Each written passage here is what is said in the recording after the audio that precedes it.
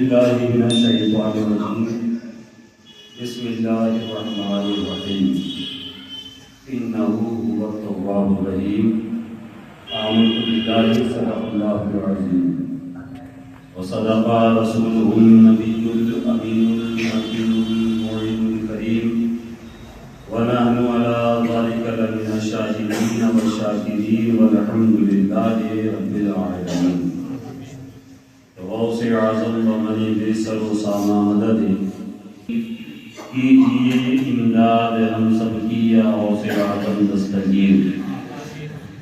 کچھ عرض و معروف سے قبل نہایت ادب و احترام کے ساتھ اپنے آقا و مولا حضور تاجدار مدینہ قرار قلب و سینہ مشک و عنبر سے زیادہ معطر ہے جن کا پسینہ روح فدا جناب احمد مجتبی محمد مصطفیٰ صلی اللہ علیہ وسلم کی بارگاہ بے کس پناہ میں درودوں کی ڈالی محبت کی تھالی میں سجا کر پیش کریں. پڑھیں بآواز بلند درود پاک اللہم صل علی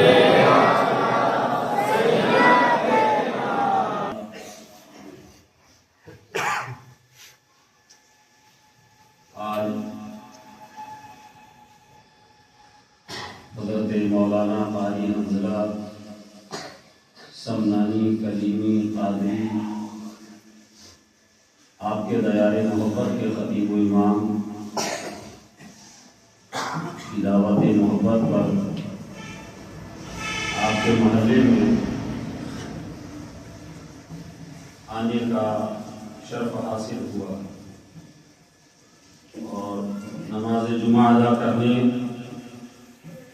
کا بھی انشاءاللہ تبارک و تعالی امام احمد رضا خان فاضل بریلوی رحمۃ اللہ علیہ فرماتے ہیں رخ دن ہے یا مہر سما،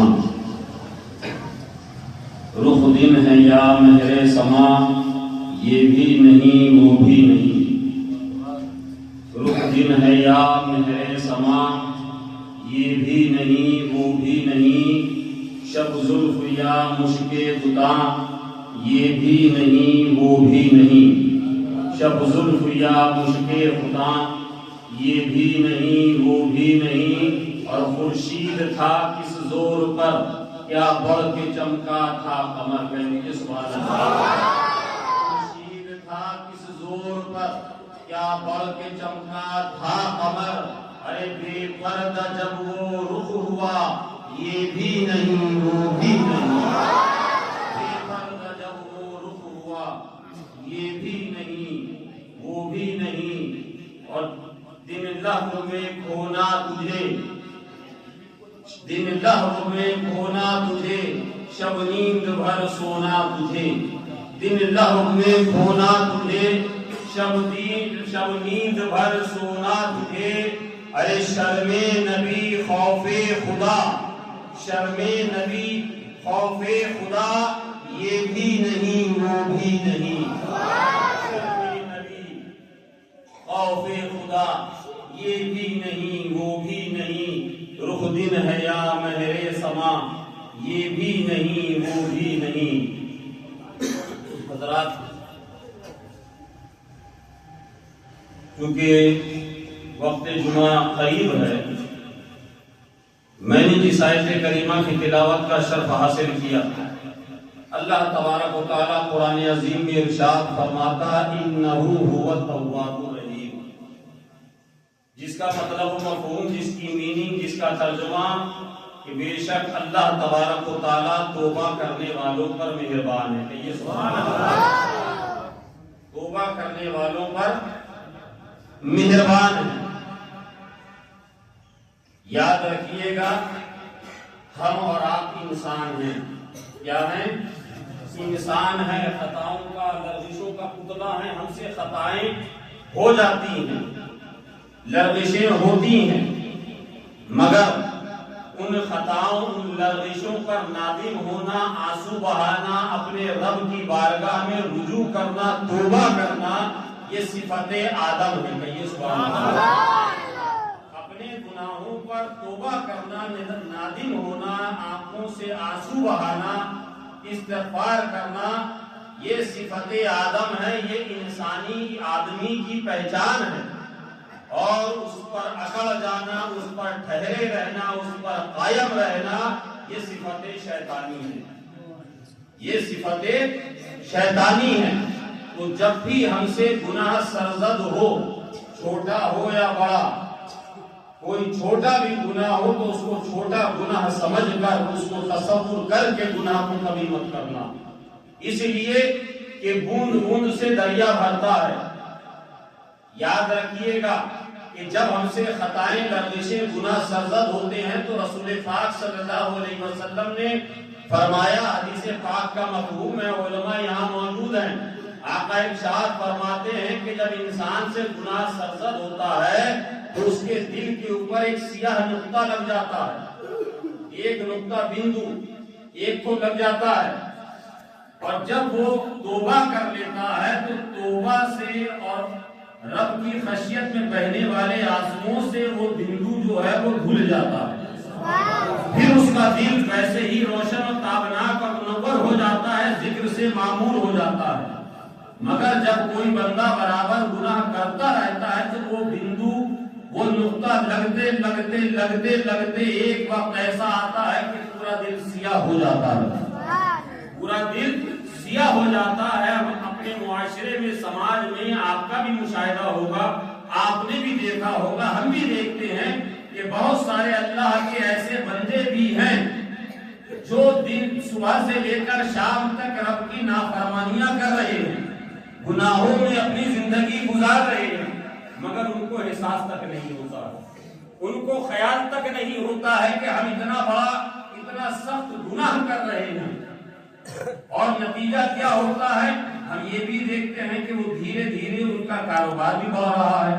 پہلے وہ ٹینے کے گھر میں رہتے تھے تو بعد میں انہوں نے ایلویسٹر لگا دیا، ایلویسٹر کے گھر میں تھے تو بعد میں ڈھلائی کر دیا، ایک تلہ گھر میں تھے تو دو تلہ ہو گیا، ایک دکان چلا رہے تھے تو دو دکانیں ہو گئی، شو روم ہو گئے، شاپنگ کمپلیکس اور مال ہو گئے۔ باپ دادا پیدل چلتے تھے، آج ان کی اولادیں مرسیڈیز میں گھوم رہی ہیں، چار چکے میں گھوم رہی ہیں۔ آپ کے ذہن میں یہ سوال آتا ہوگا کہ یہ تو سود کا لین دین کرتا ہے، یہ تو حرام کاری کرتا ہے، یہ تو دو نمبری بزنس کرتا ہے، اگر یہ کرنا گناہ ہے اور رب کی نافرمانی کی وجہ ہے تو یہ اتنی ترقی کیوں کر رہا ہے، یہ اتنا عروج کیوں پا رہا ہے؟ تو میں آپ کو بتاؤں مسلمانوں، کڑیا کانڈ کے موتھاواڑی کے غیور مسلمانوں، یاد رکھنا یہ رب تبارک و تعالیٰ کی طرف سے اس کو دی ہوئی ڈھیل ہے، اس کو دی ہوئی ڈھیل ہے، اس لیے کہ جب گناہ بار بار متواتر انسان کرتا ہے، انسان سے گناہ ہوتے ہیں وہ توبہ کرتا ہے، اللہ اس کو معاف کر دیتا ہے، مگر جب وہ کرتا رہتا ہے تو اللہ تبارک و تعالیٰ اس نافرمان بندے پر اپنا عذاب اس شکل میں نازل کرتا ہے کہ اس کو اس سے توبہ کی توفیق چھین لیتا ہے، وہ توبہ نہیں کرتا۔ جب انسان شروع گناہ کرتا ہے، اس کی پیشانی پر پسینہ آتا ہے، اس کی دل کی دھڑکنیں تیز ہو جاتی ہیں، ہارٹ بیٹ بڑھ جاتی ہے، اس کے ہاتھ پیر کانپتے ہیں، وہ تنہائی میں ہو یا محفل میں ہو، اس کے دل کے اوپر ایک ملال ہوتا ہے، دل کے اوپر ایک بوجھ ہوتا ہے۔ یہ سارے معاملات من جانب اللہ ہوتے ہیں، اللہ تبارک و تعالیٰ کی رحمتیں اس کو انٹیگیٹ کرتی ہیں، آخر میں وہ رب کی بارگاہ میں توبہ کر لیتا ہے، اللہ اس کی خطاؤں کو، لغزشوں کو معاف کر دیتا ہے۔ اور جو توبہ کرتے کرتے عادی ہو جاتا ہے گناہوں کا، خطاؤں کا عادی ہو جاتا ہے تو اس کے دل پر مہر لگ جاتی ہے، مہر لگ جاتی ہے، اب وہ گناہ کرتا ہے، توبہ نہیں کرتا، وہ گناہ کرتا ہے، توبہ نہیں کرتا۔ اور یاد رکھیے گا، صوفیہ فرماتے ہیں، علماء بیان کرتے ہیں کہ اللہ تبارک و تعالیٰ جو سب سے زیادہ بندے سے ناراض ہوتا ہے تو اس سے رزق نہیں چھینتا ہے، اس سے پانی پینے کی صلاحیت نہیں چھینتا ہے، اس سے اس کی بلڈنگ نہیں چھینتا ہے، اس سے اس کا کاروبار نہیں چھینتا ہے، تو پھر کیا چھینتا ہے؟ ارے جب اللہ تبارک و تعالیٰ شدید اپنے بندوں سے ناراض ہوتا ہے، غضب کی کیفیت میں ہوتا ہے تو اس سے سجدوں کی توفیق چھین لیتا ہے، توبہ کی توفیق چھین لیتا ہے، توبہ کی توفیق دیتا ہے. آپ ذرا اندازہ کیجئے، آئیے بارگاہ مصطفیٰ میں حاضری دیجیے. رسول پاک صلی اللہ تعالی علیہ وسلم مسجد نبی شریف میں جلوہ دار ہیں، صحابہ کرام کا مجمع ہے. حضرت امام غزالی، امام محمد غزالی رحمۃ اللہ علیہ کشف المحجوب مکاشف القلوب میں یہ روایت حدیث پاک کو نقل کرتے ہیں. آپ فرماتے ہیں کہ حضور کی بارگاہ میں ایک نوجوان حاضر ہوا، مسجد نبوی شریف میں حاضر ہوا، مگر وہ مسجد کے اندر نہیں آ رہا. اس نے دیکھا کہ صحابہ کرام سے مسجد بھری ہوئی ہے.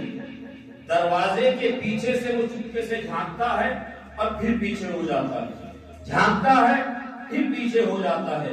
رسول پاک صلی اللہ تعالی علیہ وسلم جن کو رب تبارک و تعالی نے علم ما کان و ما یکون عطا فرمایا، کئی سبحان اللہ. اس کے بارے میں ہمارے اور آپ کے امام اعلی حضرت فرماتے ہیں، اور کوئی غیب کیا تم سے نیہا ہو بھلا، جب نہ خدا ہی چھپا تم پہ کروڑوں دور.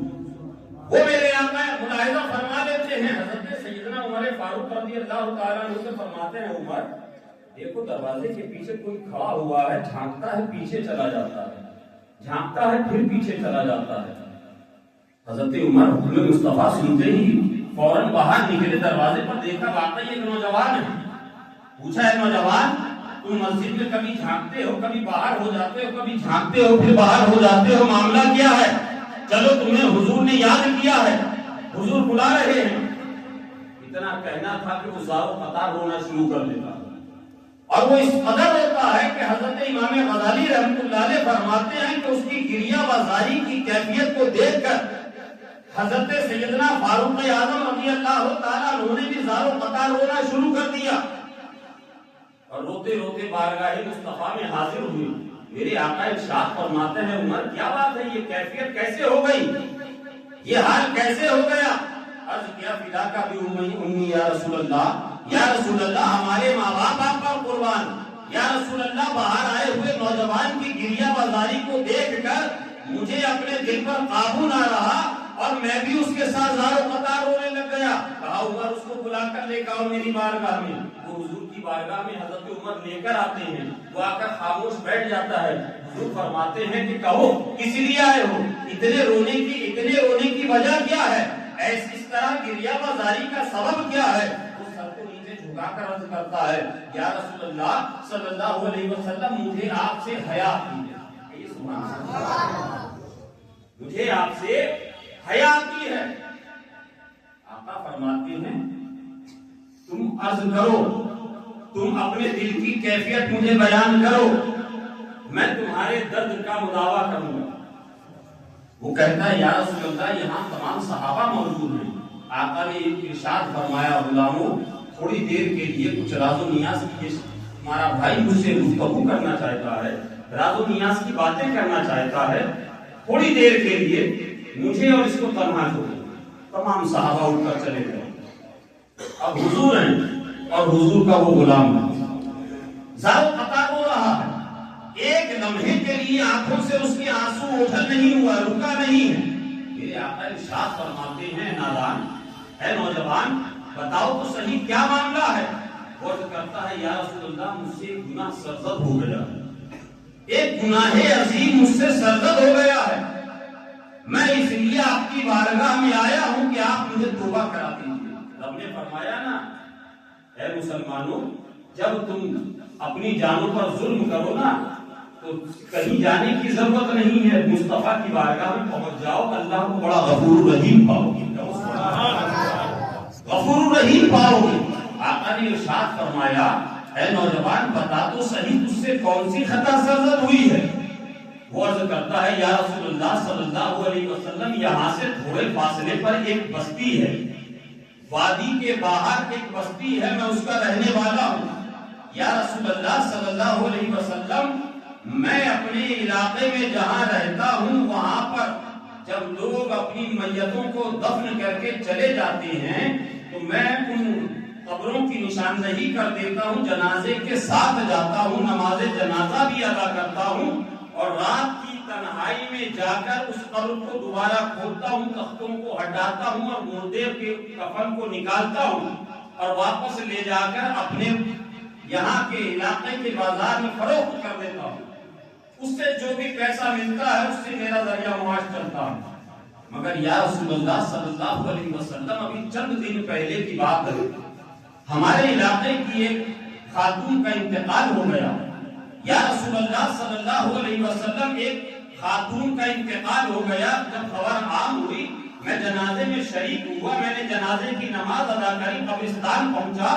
قبرستان پہنچنے کے بعد میں نے مٹی بھی دی، علاقے کے لوگوں کے ساتھ میں نے نماز جنازہ بھی ادا کری، اور اس کے بعد جب سب قبر میں اتار کر اس کو قبر کی مٹی برابر کر کے اپنی اپنی منزلوں کو گھروں کو چلے گئے، تو رات کی تنہائی میں آیا۔ حسب معمول میں نے قبر کو چاک کیا، کھولا، مٹی کو ہٹایا، تختوں کو ہٹایا اور اس کا کفن اتار دیا۔ کفن اتار کر میں ابھی قبر سے باہر نکلنے جا ہی رہا تھا کہ مجھ پر شیطان حاوی ہو گیا، اور میں واپس پلٹا اور میں نے اس مردہ خاتون کے ساتھ بدکاری کری۔ میں نے بدکاری کری، اور جب میں وہاں سے پلٹ رہا تھا تو اچانک اللہ کے حکم سے وہ بولتی ہے کہ نوجوان، تو نے مجھے بھرے قبرستان کے سامنے برہنہ کیا ہے، ناپاک کیا ہے۔ اے نوجوان، تو نے میرے ساتھ یہ ظلم کیا ہے، میرے ساتھ تو نے یہ معاملہ اچھا نہیں کیا ہے۔ اے نوجوان، تجھے اس کی سزا رب کی بارگاہ میں ملے گی۔ اس نے اتنا جملہ کہا، رسول پاک صلی اللہ علیہ وسلم کو جلال آ جاتا۔ جلال میں آپ فرماتے ہیں، بدبخت نادان، یہاں سے دور ہو جا، نکل جا ہماری بستیوں سے، نکل جا میری نگاہوں سے، دور ہو جا میرے پاس سے۔ اتنا سننا تھا، وہ تو آیا تھا توبہ کے لیے، وہ تو آیا تھا معافی کے لیے، وہ تو آیا تھا استغفار کے لیے، وہ تو آیا تھا رب کی بارگاہ میں توبہ کرنے کے لیے، حضور کی بارگاہ سے وسیلہ بنانے کے لیے۔ اب حضور نے ہی اس کو دوڑا دیا، اب حضور نے ہی اس کو بھگا دیا۔ اب جو اس کے دل کی جو کیفیت تھی، اب تو معاملہ ڈبل ہو گیا۔ ایک طرف تو رب کو ناراض کیا، ایک طرف گناہ کیا ہے، دوسری طرف بارگاہ مصطفیٰ سے بھی خالی ہاتھ لوٹا دیا گیا۔ وہ نوجوان چلا، اپنے علاقے سے چلا، وادیوں سے چلا، پہاڑیوں کو پار کیا، جنگلوں کو پار کیا، اور ایک جنگل میں جا کر گریہ بازاری کرتا رہا۔ ایک دن گزر گیا، 2 دن گزر گئے، مسلسل حضرت امام جلال الدین، حضرت امام غزالی رحمۃ اللہ علیہ فرماتے ہیں 40 دن اسی حال میں اس کے گزر گئے۔ اللہ تبارک و تعالیٰ کو اپنے بندے کی ادا اتنی پسند آئی، اپنے حبیب کی بارگاہ میں پیغام بھیجا، حضرت جبریل کو بھیجا کہ جاؤ اور میرے محبوب سے جا کر کہہ دو کہ رب تبارک و تعالیٰ ارشاد فرما رہا ہے، اے پیارے جاؤ اس بندے کے پاس اور جا کر اس کو مزدہ جافظہ سنا دو کہ اللہ تبارک و تعالیٰ نے تیری توبہ کو قبول کر لیا ہے اور تیرا ٹھکانہ جہنم کی جگہ جنت بنا دیا۔ سبحان اللہ۔ حضرت امام اہل سنت فرماتے ہیں، یا رسول اللہ، کر کے تمہارے گناہ، مانگے تمہاری پناہ، کر کے تمہارے گناہ، مانگے تمہاری پناہ، تم کہو دامن میں آ، تم پہ کروڑوں درود، تم کہو دامن میں آ، تم پہ کروڑوں درود۔ اے مسلمانوں، یاد رکھنا، گناہ، غلطیاں، خطائیں ہم سے ہو سکتی ہیں۔ اولاً ایک مسلمان موجودہ زمانے میں آپ جان رہے ہیں کہ کیسے اس کی زندگی گزر رہی ہے، کن حالات میں وہ دوچار ہو کر اپنی زندگی کو گزار رہا ہے۔ ایسے حالات میں اب یاد رکھیے گا، یہ جو حالات آپ کے ہمارے چاروں طرف بنے ہوئے ہیں نا، یہ جو ماحول جو ہمارے اور آپ کے خلاف بنایا گیا ہے، یہ جو سازشیں رچی گئی ہیں، اب آپ کی تائید اور حمایت کے لیے ابابیلوں کا لشکر نہیں آئے گا، اب کوئی خالد بن ولید نہیں آئیں گے، اب کوئی حضرت صلاح الدین ایوبی نہیں آئیں گے، اب کوئی محمد بن قاسم نہیں آئیں گے، اب کوئی شیخ عبد القادر جیلانی نہیں آئیں گے۔ اب اس دور میں یاد رکھیے گا، اس دور میں آپ ہم جتنے مسلمان ہیں اپنے مذہب کے رول ماڈل ہیں، چلتے پھرتے ہم اپنے مذہب کے نمونہ ہیں، ہمیں دیکھنے کے بعد دوسرا یہ احساس کرتا ہے کہ مسلمان یہ ہوتا ہے. کہیں چوری ہوتی ہے، کہیں ڈکیتی ہوتی، کہیں بم بلاسٹ ہوتا ہے، کہیں کوئی معاملہ ہوتا ہے، کون ہے مسلمان؟ ہوتا ہے کہ نہیں ایسا؟ مسلمان ایک جگہ ہوتا ہے حادثہ، پورے ہندوستان کے مسلمان حاشیے پر آ جاتے ہیں، شک کی نگاہوں سے دیکھے جاتے ہیں. وہ بس میں سکون سے سفر نہیں کر سکتے، وہ ٹرین کے اندر سفر نہیں کر سکتے، وہ ایئرپورٹ پر نہیں گزر سکتے، وہ کسی مارکیٹ اور کمپلیکس میں سکون سے نہیں جا سکتے، وہ شاپنگ نہیں کر سکتے. کدھر سے گزرے گا؟ خاص کر کے جن کی وضاحت یعنی جن کا لباس بھی اسلامی ہے، جن کی شباہت بھی اسلامی ہے، ٹوپی اور داڑھی کرتے پیجامے کے ساتھ اگر کوئی مسلمان ان جگہوں پر جاتا ہے تو جاتا اکیلا ہے، مگر سینکڑوں لوگوں کی نظروں کا مرکز بن جاتا ہے. سینکڑوں لوگوں کی نگاہیں اس کو شک کی نظر سے دیکھتی ہیں کہ اس کے ہاتھ میں کیا ہے، اس کے بیگ میں کیا ہوگا، اس کی تھیلیہ کے اندر کیا ہوگا. آج یہ حالات ہو گئے ہیں. ان حالات سے نبٹنے کے لیے ہمیں اپنی زندگی کے اندر پریورتن کرنا ہوگا کہ نہیں؟ ہمیں پریورتن کرنا ہوگا. ہمیں یاد رکھیے گا، میں بارہا ایک جملہ کہتا ہوں بزرگوں کے توسل سے کہ وہ گزرا ہوا زمانہ جو گزر گیا ہے اب وہ پلٹ کر نہیں آئے گا. جو وقت نکل چکا ہے وہ پلٹ کر نہیں آئے گا، مگر اگر ہم اس وقت اور اس زمانے کی طرف پلٹ کر جانا چاہیں تو ہمیں کوئی روک بھی نہیں سکتا ہے، کوئی روک بھی نہیں سکتا ہے. اس لیے اپنے بچوں کو دین کی تعلیم دیجیے، خود بھی دین سیکھیے. عمر کا اس میں کوئی تقاضا نہیں ہے. آپ کی کوئی بھی عمر، ماشاءاللہ یہ مولانا حنظلہ صاحب ہیں یہاں پر، میں ان کو دیکھتا ہوں ہمیشہ ان سے ملاقات ہوتی ہے، اور آج سے نہیں، اب تو الحمدللہ یہ عالم قاری حافظ مولانا بن چکے ہیں الحمدللہ. تقریباً میں ان کو 10-12 سال سے، جب یہ زمانہ طالب علمی میں تھے، میں تب سے جان رہا ہوں. ان کے والد صاحب کو تقریباً 20-25 سال سے جان رہا ہوں. خانقاہ نعیم میں دبراج پور میں 20-25 سال سے الحمدللہ مولانا غلام یاسین صاحب جاتے ہیں.